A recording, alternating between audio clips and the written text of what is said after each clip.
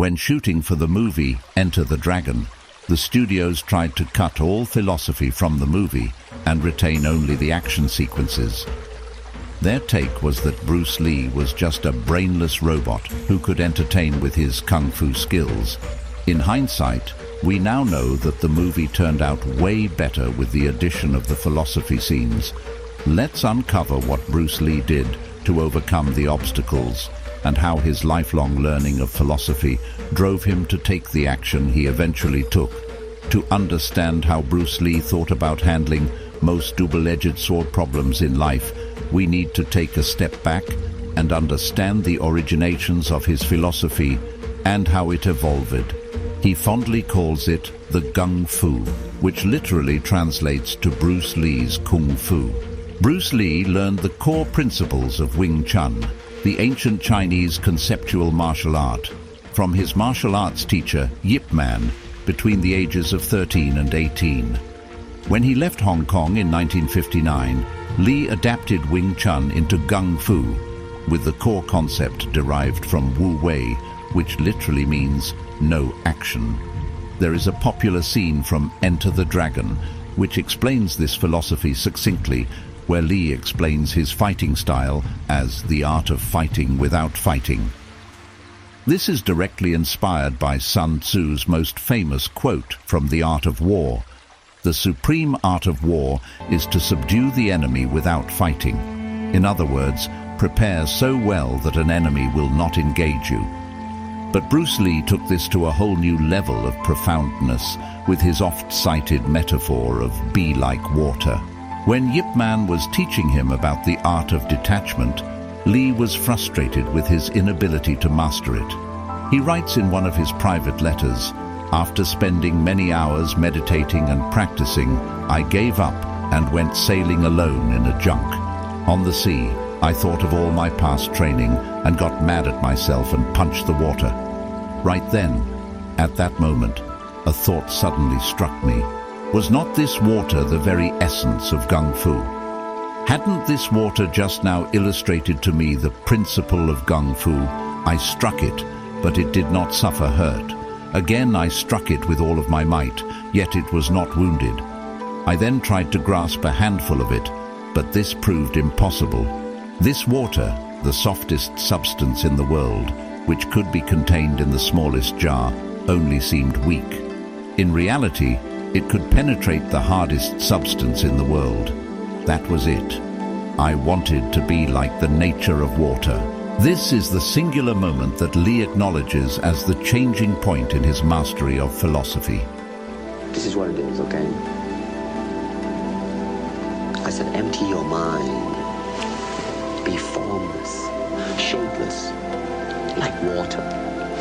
Now you put water into a cup, it becomes the cup. You put water into a bottle, it becomes the bottle. You put it in a teapot, it becomes the teapot. Now water can flow, or it can crash. Be water, my friend. He was able to relate this metaphor to Lao Tzu's teachings in the Tao Te Ching. Nothing is weaker than water, but when it attacks something hard or resistant, then nothing withstands it, and nothing will alter its way. Water is so fine that it is impossible to grasp a handful of it. Strike it, yet it does not suffer hurt. Stab it, and it is not wounded. Sever it, yet it is not divided. It has no shape of its own, but molds itself to the receptacle that contains it. While all of these thoughts came rushing towards him, another magnificent moment happened that taught him a great lesson. Bruce Lee recounts, "Suddenly a bird flew by and cast its reflection on the water. Right then I was absorbing myself with the lesson of the water. Another mystic sense of hidden meaning revealed itself to me. Should not the thoughts and emotions I had when in front of an opponent pass like the reflection of the birds flying over the water?"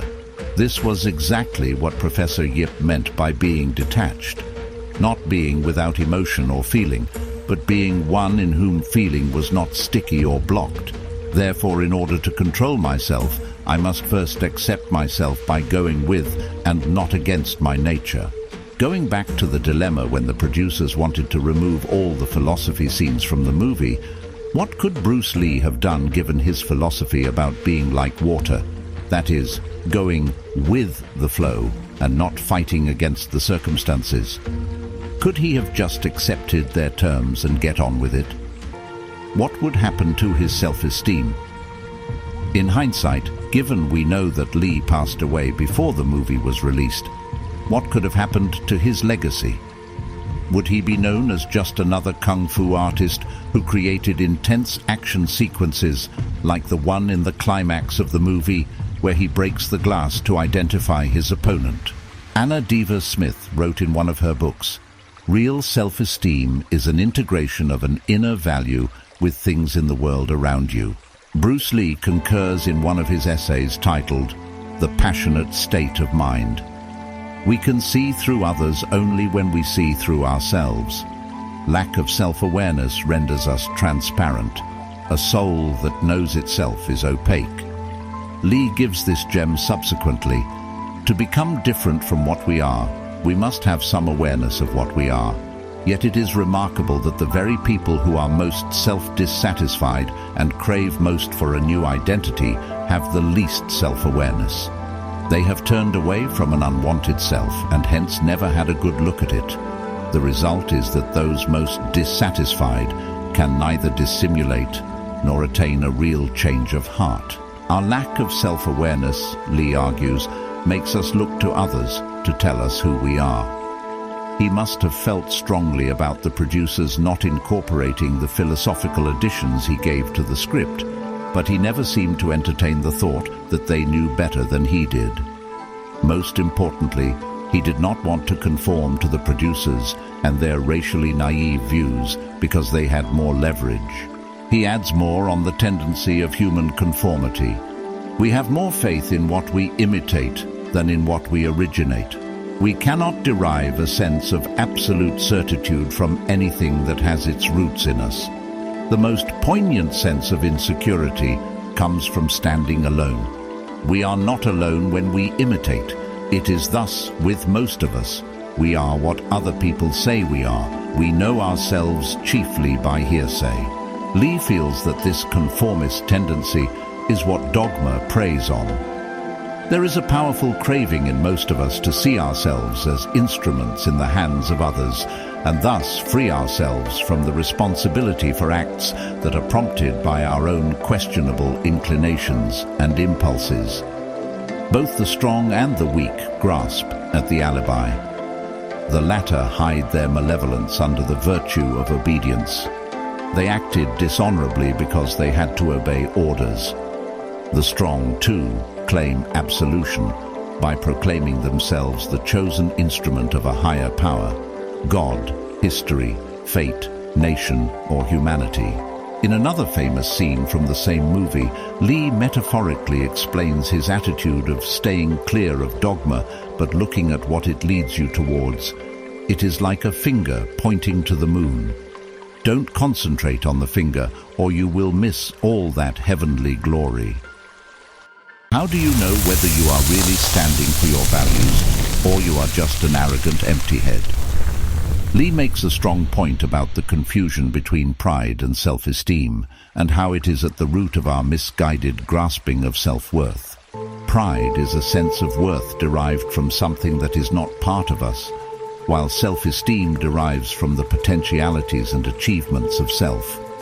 We are proud when we identify ourselves with an imaginary self, a leader, a holy cause, a collective body of possessions.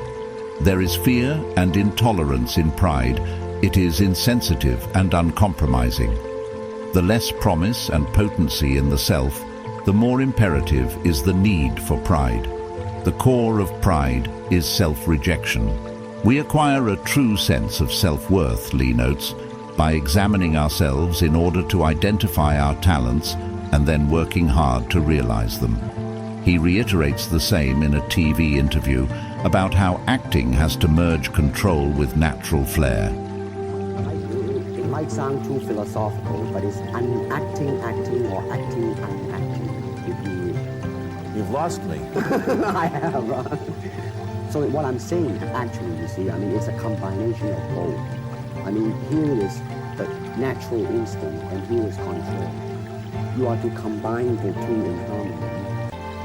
Not if you have one to the extreme, you will be very unscientific. If you have another to the extreme, you become all of a sudden a mechanical man, no longer a human being. So it is a successful combination of both. So therefore, it is not only, therefore it's not pure naturalness or unnaturalness. The ideal is unnatural naturalness or natural unnaturalness.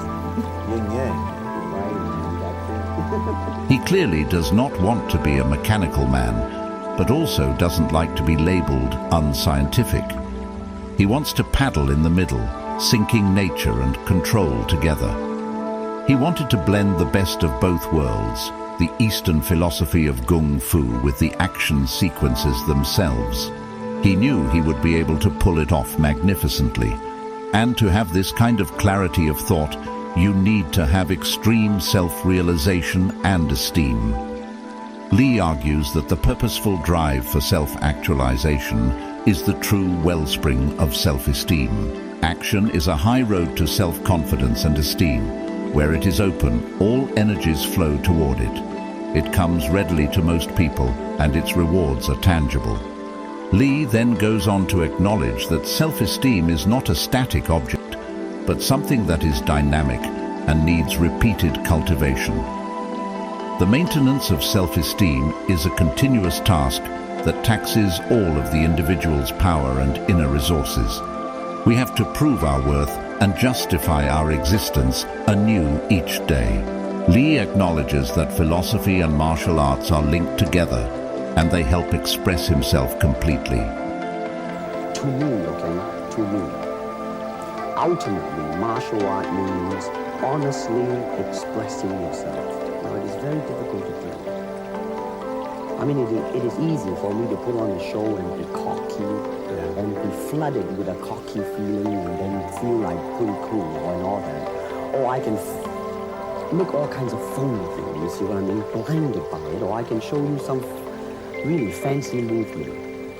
But to express oneself honestly, not lying to oneself, and to express myself honestly, that, my friend, is very hard to do. And you have to train.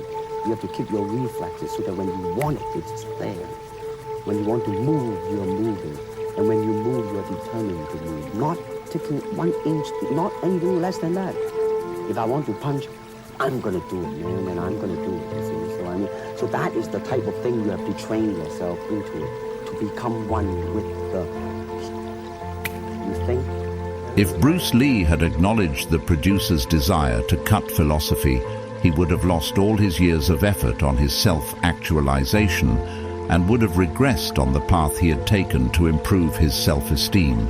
Remember when he landed in America, he was a nobody with poor communication skills and no network.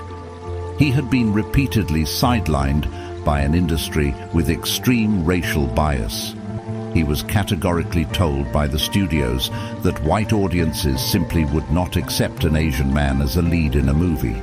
So it is no longer a question of accepting the deletion of his creative ideas, but more of a moral struggle for Lee to stand up for what he stood for in his life. But what can he do? Can he just threaten to just walk away? Is there a conundrum with his philosophy of yielding like water, because he clearly says, nothing in the world is more yielding and softer than water, yet it penetrates the hardest. Insubstantial, it enters where no room is.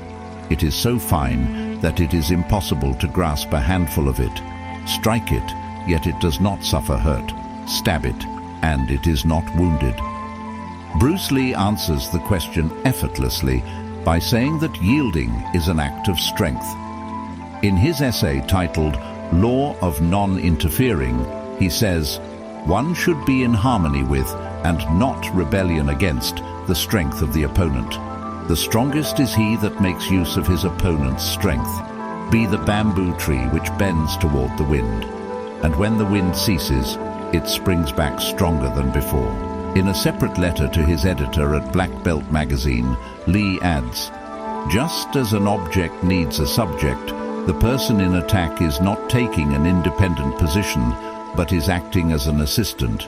After all, you need your opponent to complete the other half of a whole. There are 2 points of view that Lee could have taken. 1. He could reframe the problem by taking his ego out of the equation. The producers are not attacking him personally, but rather the concept of gung fu, or in general, the philosophy behind kung fu. This way, he is neither the subject nor the object, but rather a spectator whose duty is to go with the flow and use the opponent's strength to work in his favor.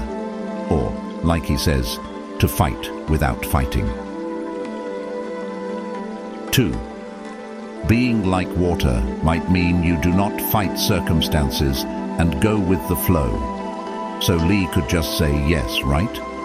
Nope, because if he had gone with what the producers wanted, he would go against his inner flow, his philosophy and self-actualization. It would have been clear to him that he needed to fight the battle, and he did the simplest thing possible. He refused to go on set for 2 weeks, insisting that kung fu and philosophy were inextricably intertwined. Remember, by this time, the production was about to start with enough media publicity, so he did the smart thing by using his opponent's leverage against them.